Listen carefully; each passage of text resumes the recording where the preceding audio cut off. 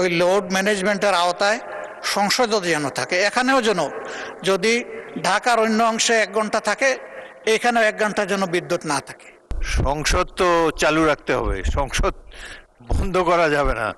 Colour expert dark sap এবং mild on hands technology সমৃদ্ধ Orix advance detergent powder আপনার laundry expert.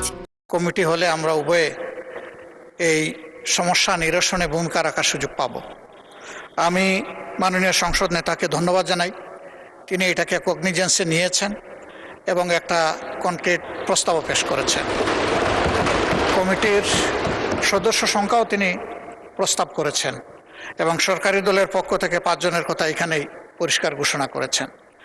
আমিও তাকে সম্মান করে বিরোধী দলের পক্ষ থেকে আরও 5 জনের নাম ঘোষণা করছি।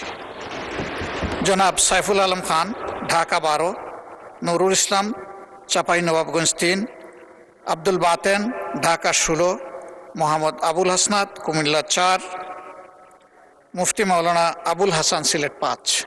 এই 5 জন ইনশাআল্লাহ একসাথে কাজ করবেন এই কমিটির সাথে।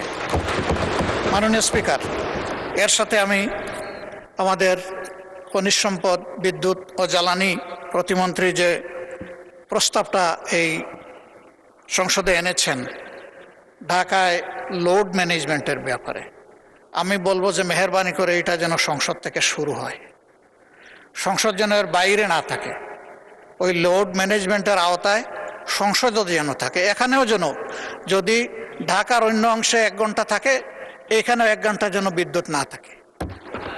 এখান থেকে শুরু হোক, তাহলে জনগণ বুঝবে যে আমরা আসলে বাংলাদেশকে একটা ইউনিফর্ম কান্ট্রি হিসেবে বিল্ড আপ করতে চাচ্ছি। ধন্যবাদ মাননীয় স্পিকার। মাননীয় বিরোধী দলের নেতা, সংসদ তো চালু রাখতে হবে, সংসদ বন্ধ করা যাবে না।